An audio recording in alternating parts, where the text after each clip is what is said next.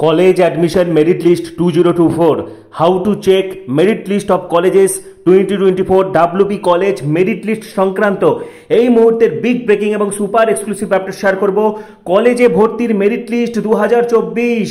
Welcome everyone, WP college admission 2024 college merit list 2024 how to check merit list সংক্রান্ত আজকের video তোমাদের জন্য অত্যন্ত গুরুত্বপূর্ণ হতে চলেছে। ইতিমধ্যে কিন্তু সেন্ট্রালাইজড অ্যাডমিশন পোর্টালে তোমরা সকলেই আবেদন করে ফেলেছো, ঠিক আছে, এবং 7ই জুলাই পর্যন্ত কিন্তু আবেদন চলবে। যারা এখনো আবেদন করনি করে ফেলো, এবং যারা প্রিফারেন্স একদম 7ই জুলাই লাস্ট দিন পর্যন্ত কিন্তু তুমি যতবার খুশি চয়েস যে সাজিয়েছো প্রিফারেন্স সেটা চেঞ্জ করতে পারবে। এবারে আমি তোমাদেরকে ধারণা দেবো, দেখো মেরিট লিস্ট কিভাবে তৈরি হয়, ঠিক আছে, মেরিট লিস্টে তুমি কিভাবে চান্স পাবে, কিভাবে আপগ্রেডেশন করবে, auto upgradation, merit index, merit list সংক্রান্ত যাবতীয় তথ্য আজকে ভিডিওতে আলোচনা করব। এই ভিডিও অত্যন্ত গুরুত্বপূর্ণ হতে চলেছে, অত্যন্ত দরকারি ইম্পর্টেন্ট ইনফরমেশন আজকে ভিডিওতে শেয়ার করে দেবো। তোমাদের হাজারো প্রশ্ন রয়েছে, সবার প্রশ্নের উত্তর দিব। তার আগে বলছি, যারা আমাদের চ্যানেলে নতুন ভিডিও দেখছো এখনই সাবস্ক্রাইব করো। WP কলেজ অ্যাডমিশন সংক্রান্ত সমস্ত ভিডিও তোমরা এখানেই পাবে, ঠিক আছে, সেই জন্য এখনই সাবস্ক্রাইব করো, পাশে থাকা বেল আইকনটি প্রেস করে দাও এবং ভিডিওটি প্রচুর প্রচুর প্রচুর শেয়ার করে দাও, ঠিক আছে। যারা এই বিষয়গুলো বুঝতে পারছো না, একদম অত্যন্ত গুরুত্বপূর্ণ, ঠিক আছে, কারণ সম্পূর্ণ প্রসেসটা কিন্তু এবছর নতুন সেন্ট্রালাইজড অ্যাডমিশন পোর্টালে হচ্ছে, তো স্বাভাবিকভাবে এই ভিডিওটি শেয়ার করে দাও। এবং আমাদের টেলিগ্রাম গ্রুপে যুক্ত হয়ে যাও। ডেসক্রিপশনে দেখো টেলিগ্রাম গ্রুপের লিঙ্ক দেওয়া রয়েছে, পাশাপাশি ডেসক্রিপশনে আমার ফেসবুক ইনস্টাগ্রামের লিঙ্ক দেওয়া রয়েছে, সেখান থেকেও সরাসরি আমার সঙ্গে যোগাযোগ করতে পারবে, ঠিক আছে। তো স্বাভাবিকভাবে 7ই জুলাই কিন্তু কলেজে ভর্তি ফর্ম ফিল আপ শেষ হচ্ছে এবং 12ই জুলাই মেরিট লিস্ট বেরোবে। তো মেরিট লিস্ট কি, দেখো কলেজের এলিজিবিলিটি ক্রাইটেরিয়া অনুযায়ী তোমরা তোমাদের পছন্দ মতো চয়েস সাজিয়ে দিয়েছো। কেউ 25টা দিয়েছো, কেউ 20টা দিয়েছো, বা কেউ 12টা দিয়েছো, তোমরা তোমাদের পছন্দ মতো কলেজ সাজিয়েছো। তাই বলে সবাই কিন্তু সব কলেজে চান্স পেয়ে যাবে না, ঠিক আছে। প্রত্যেকটা কলেজে মেরিট লিস্ট তৈরির একটা নিয়ম রয়েছে, সেই অনুযায়ী তোমার স্কোরটা ক্যালকুলেট হবে, যেটাকে মেরিট ইন্ডেক্স বলা হচ্ছে বা মেরিট স্কোর বলা হচ্ছে, ঠিক আছে। সেক্ষেত্রে তোমাদেরকে জানিয়ে রেখে, এটা এক একটা ইউনিভার্সিটির ক্ষেত্রে এক এক রকম। কোথাও বেস্ট অফ 4 দেখা হচ্ছে, কোথাও বেস্ট অফ 4 এর সাথে, ঠিক আছে, ইংরেজি নম্বরটা দেখা হচ্ছে, কোথাও বেস্ট অফ 5 এর সাথে যে সাবজেক্টে অনার্স নিবে সেটার নম্বর দেখা হচ্ছে, কোথাও বেস্ট অফ 5 এর সাথে যে সাবজেক্ট অনার্স নিবে তার সাথে সবগুলো যোগ করে 6 দিয়ে ভাগ করা হচ্ছে, কোথাও বেস্ট অফ 4 এর সাথে যে সাবজেক্টে অনার্স নেবে সেটা আরো 3 বার যোগ করা হচ্ছে, ইত্যাদি। এক একটি বিশ্ববিদ্যালয়ের অধীনস্থ কলেজে মেরিট লিস্টের এক এক রকম নিয়ম রয়েছে। তো তোমার মেরিট স্কোর কত সেটা তুমি জানতে পারবে মাই প্রিফারেন্সে গেলে, ঠিক আছে। ওয়েবসাইটে গিয়ে তুমি মাই প্রিফারেন্স যে প্রিফারেন্স লিস্ট তুমি দিয়েছো সেখানে গিয়ে তুমি জানতে পারবে তোমার মেরিট স্কোর কত। ধরো তুমি আশুতোষ কলেজে অ্যাপ্লাই করেছো, ঠিক আছে, সেখানে তোমার মেরিট স্কোর কত হচ্ছে, সুরেন্দ্রনাথ কলেজে তোমার মেরিট স্কোর কত হচ্ছে, ঠিক আছে, শিলিগুড়ি কলেজে তোমার মেরিট স্কোর কত হচ্ছে, আনন্দচন্দ্র কলেজে তোমার মেরিট স্কোর কত হচ্ছে, বেথুন কলেজে তোমার মেরিট স্কোর কত হচ্ছে। তুমি যে কলেজে অ্যাপ্লাই করেছো, যে বিষয়ে অ্যাপ্লাই করেছো, সেখানে কিন্তু এই মেরিট স্কোরটা তুমি দেখতে পাচ্ছ, অর্থাৎ আলাদা করে তোমার ক্যালকুলেটরের কোনো প্রয়োজন নেই, ঠিক আছে। তাহলে এইভাবে কিন্তু মেরিট লিস্টটা তৈরি হবে, এবং মেরিট লিস্ট যেদিন বেরোবে প্রোফাইলটা লগ ইন করলে তোমরা দেখতে পারবে, ঠিক আছে। 2 রকম র্যাঙ্ক পাবে, একটা জিএমআর এবং আরেকটা সিএমআর। দেখো একটা র্যাঙ্ক পাবে হচ্ছে জিএমআর, আরেকটা র্যাঙ্ক পাবে সিএমআর। জিএমআরটা হচ্ছে তোমার জেনারেল র্যাঙ্ক, ঠিক আছে, যতজন অ্যাপ্লাই করেছে তার মধ্যে ধরো তোমার জিএমআর হয়েছে 1000, ঠিক আছে। আর সিএমআরটা হচ্ছে যারা ক্যাটাগরি, যারা এসসি, এসটি, ওবিসি রয়েছে, ইডব্লিউএস রয়েছে, যারা যে ক্যাটাগরি রয়েছে তোমরা সিএমআর পাবে। তুমি ধরো টোটাল 1000 জন অ্যাপ্লাই করেছে, 1000 জনের মধ্যে তোমার জিএমআর এসছে 500, মানে এটা তোমার সবার মধ্যে র্যাঙ্ক। আর তুমি ধরো এসসি ক্যাটাগরি, এসসিদের মধ্যে তোমার সিএমআর এলো 100, অর্থাৎ তুমি এসসিদের মধ্যে 100 নম্বরে রয়েছো। বা তুমি ওবিসি, তোমার ওবিসি সিএমআর এসেছে 200, তার মানে ওবিসিদের মধ্যে তুমি 200 নম্বরে রয়েছো, ঠিক আছে। এই হচ্ছে সিএমআর এবং জিএমআর। এবারে তোমাদের মনে প্রশ্ন হতে পারে, তাহলে সিএমআর র্যাঙ্কটা কেন দেওয়া হচ্ছে? দেখো সিএমআর র্যাঙ্কটা হচ্ছে ক্যাটাগরি র্যাঙ্ক, ঠিক আছে। তোমার জিএমআর দেখে কাউন্সিলিং হবে, কিন্তু সিএমআরটা কেন? কারণ দেখো যারা এসসি রয়েছে, এসসিদের সিটটা এসসিদেরকে দিয়ে ভরাট করানো হবে, এসটিদের সিটটা এসটিকে দিয়ে ভরাট করানো হবে, ঠিক আছে। যারা ওবিসি তাদের সিটগুলো ওবিসিদেরকে দিয়েও ভরাট করানো হবে। কিন্তু যাদের ভালো র্যাঙ্ক রয়েছে, তোমরা যদি এসসি, এসটি, ওবিসি বি হও, তাহলে তোমরাও কিন্তু জেনারেলের মধ্যে ঢুকে যাবে। সাপোজ ধরো একটা কলেজে 1 থেকে 100টা সিট রয়েছে, ঠিক আছে, 100টা সিট রয়েছে, 100টা সিটের মধ্যে জেনারেলদের জন্য ধরো হচ্ছে 30টা সিট রয়েছে, ঠিক আছে, জেনারেলদের জন্য 30টা সিট রয়েছে, এসসিদের জন্য রয়েছে 20টা, তাহলে ওই যে 20টা সিট সেখানে শুধু এসসিদেরকেই ঢোকানো হবে, এসসিদের সিটগুলো এসসিদেরকে দিয়ে ভরাট করানো হবে, এসটিদের সিটগুলো এসটিদেরকে দিয়ে ভরাট করানো হবে, ঠিক আছে, ওবিসিদের সিটগুলো ওবিসিদেরকে দিয়ে ভরাট করানো হবে। কিন্তু যারা জেনারেলদের সিটের কিন্তু সকলের অধিকার, যারা SC ST EWS OBC-A OBC B বলো, তাদের যদি ভালো র্যাঙ্ক হয় তারা কিন্তু জেনারেলদের সিটগুলো পেয়ে যাবে।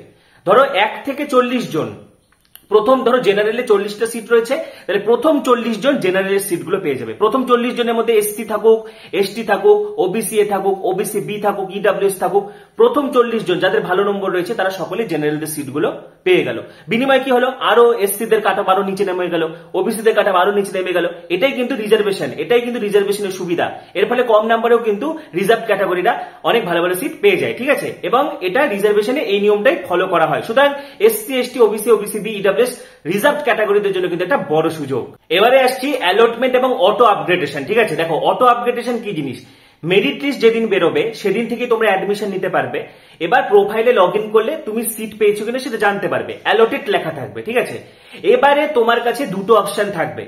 প্রথম কথা, তুমি যদি 1 নাম্বার চয়েসের কলেজ পেয়ে যাও তাহলে তোমাকে সেখানে ভর্তি হতেই হবে, তোমার কোনো আপগ্রেডেশনের সুবিধা থাকছে না। দেখো এখানে দুটো অপশন থাকছে, অ্যালটমেন্টের পরে আপগ্রেডেশন।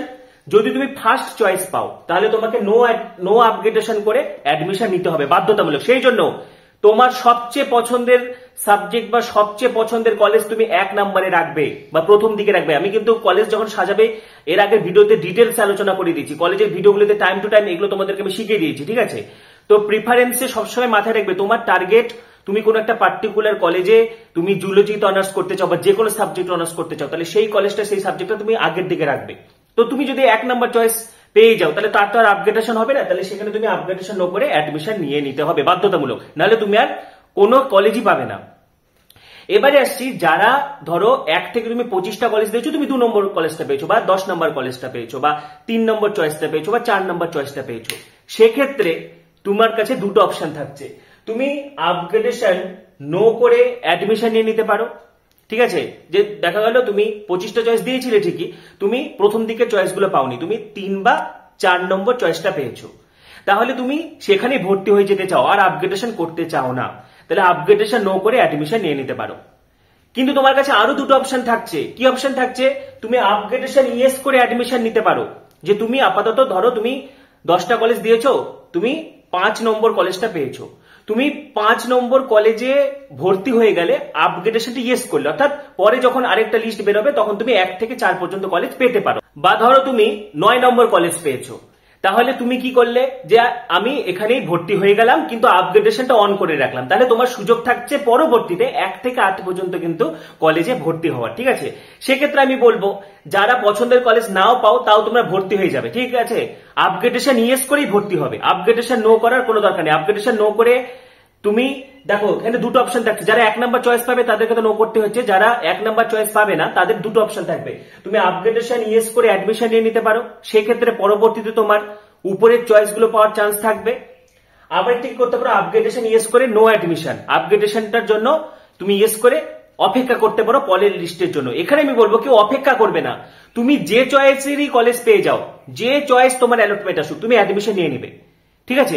টাকাটা মার যাবে না। ধরো তুমি প্রথমবার তোমার 9 নাম্বার চয়েসে কলেজ এসেছে, ঠিক আছে, তুমি 9 নাম্বার চয়েসটা পেয়েছো, এবার স্বাভাবিকভাবেই তুমি 1 থেকে 8 নম্বর চয়েসটা পেতে চাও, তাহলে সেক্ষেত্রে তোমাকে কি করতে হবে, তুমি আপগ্রেডেশন ইয়েস করে অ্যাডমিশন নিয়ে নিলে, ঠিক আছে। আপগ্রেডেশন ইয়েস করে অ্যাডমিশন নিয়ে নিলে, ধরো তোমার 4000 টাকা লাগলো, ঠিক আছে, 4000 টাকা লাগলো। এবার পরে যখন লিস্ট বেরোলো আরেকটি আপগ্রেডেশনের যখন রেজাল্ট বেরোলো, তখন দেখা যাচ্ছে তুমি 2 নাম্বার বা 3 নাম্বার কলেজটা পেয়ে গেছো, তাহলে তুমি স্বাভাবিকভাবে যেতে চাইবে, কারণ তোমার উপরের পছন্দের কলেজগুলো তুমি দিয়েছিলে। তাহলে সেই ক্ষেত্রে দেখা গেল সেই কলেজে 5000 টাকা ফ্রি, তাহলে এক্সট্রা যে 4000 তুমি আগে দিয়েছিলে সেটা তোমাকে পেমেন্ট করতে হবে না, মাত্র 1000 পেমেন্ট করলেই হবে। বা ধরো আগে তুমি 4000 টাকাতে ভর্তি হয়েছিলে, নতুন তুমি যে কলেজটা পেলে সেখানে তোমার 4500 টাকা, তাহলে তোমাকে মাত্র 500 টাকা দিতে হচ্ছে। অর্থাৎ এক্ষেত্রে কিন্তু কোনো অ্যাডমিশন ক্যান্সেল করার কোনো ব্যাপার থাকছে না। আগে কি হতো, এটাই কিন্তু সেন্ট্রালাইজড অ্যাডমিশনের মূল সুবিধা। আগে কি হতো, আলাদা আলাদা কলেজে আলাদা আলাদা মেরিট লিস্ট বেরোতো, ঠিক আছে, প্রত্যেকটা ওয়েবসাইটে মেরিট লিস্ট বেরোতো, কোন একজন ক্যান্ডিডেট ভর্তি হয়ে যেত টাকা দিয়ে, পরে অন্য কলেজে ভর্তি হতো, তখন সেই টাকাটা রিফান্ড পেতে অনেক প্রবলেম হতো, অনেকে রিফান্ড পেতেও না, ঠিক আছে, অনেক ঝামেলা ছিল। কিন্তু এবছর সেই ঝামেলা থাকছে না। তুমি কোন একটা কলেজে অ্যাডমিশন নিয়ে নিলে, আপগ্রেডেশন ইয়েস করে অ্যাডমিশন নিয়ে নিলে, পরে অন্য একটা ভালো চয়েসের কলেজ পেয়ে গেলে, তাহলে সেখানে কোর্স ফিটা কিন্তু অ্যাডজাস্ট হয়ে যাচ্ছে। ঠিক আছে, আলাদা করে ভর্তি ক্যান্সেল করতে হচ্ছে না। পাশাপাশি তোমার কাছে আরেকটা অপশন থাকছে, আপগ্রেডেশন ইয়েস করে, অর্থাৎ তোমার কলেজ পছন্দ হয়নি, তুমি আপগ্রেডেশন ইয়েস করে ওয়েট করতে পারো পরের লিস্টের জন্য। সেক্ষেত্রে কিন্তু রিস্ক ফ্যাক্টর হয়ে যাবে। সুতরাং প্রথমেই যে কলেজটা পাবে সেখানে ভর্তি হয়ে যাবে, ভর্তি হয়ে তুমি আপগ্রেডেশন ইয়েসটা অন করে রাখো, কোনো তো সমস্যা নেই। তোমার যে কলেজটাতে অ্যাডমিশন হয়েছে সেটা থেকেই যাচ্ছে, পরে ভালো কলেজ পেলে তুমি চলে যেতে পারছো, কোর্স ফিটাও অ্যাডজাস্ট হয়ে যাচ্ছে। ঠিক আছে, তো এটাই কিন্তু অটো আপগ্রেডেশনের ব্যাপার। ঠিক আছে, তো আমি কিন্তু ডিটেলসে কিন্তু তোমাদেরকে বলে দিলাম কিভাবে মেরিট লিস্ট তৈরি হবে, তোমার কিভাবে মেরিট স্কোরটা তুমি চেক করতে পারবে। ঠিক আছে, মেরিট লিস্ট বেরোনোর পরে কি প্রসেস রয়েছে, আপগ্রেডেশন কিভাবে করতে হয়, ডিটেলস কিন্তু আজকের ভিডিওতে আমি আলোচনা করে দিয়েছি। তোমাদের আরো কোনো জানার থাকলে কমেন্টে অবশ্যই জানাবে। পাশাপাশি পরবর্তী ভিডিওগুলির জন্য এখনই সাবস্ক্রাইব করো, পাশে থাকা বেল আইকনটা অবশ্যই প্রেস করো এবং ভিডিওটি প্রচুর প্রচুর প্রচুর শেয়ার করে দাও। এবং আমাদের টেলিগ্রাম গ্রুপে যুক্ত হয়ে যাও, ডেসক্রিপশনে দেখো টেলিগ্রাম গ্রুপের লিঙ্ক দেওয়া রয়েছে, সেটি ক্লিক করে যুক্ত হয়ে যাও। ডেসক্রিপশনে ফেসবুক, ইনস্টাগ্রাম আইডি দেওয়া রয়েছে, সেখান থেকে আমার সঙ্গে সরাসরি যোগাযোগ করতে পারবে। তো পরবর্তী ভিডিওগুলির জন্য সাবস্ক্রাইব করো, পাশে থাকা বেল আইকনটা অবশ্যই প্রেস করো এবং ভিডিওটি প্রচুর প্রচুর প্রচুর শেয়ার করে দাও। সবাইকে অসংখ্য ধন্যবাদ।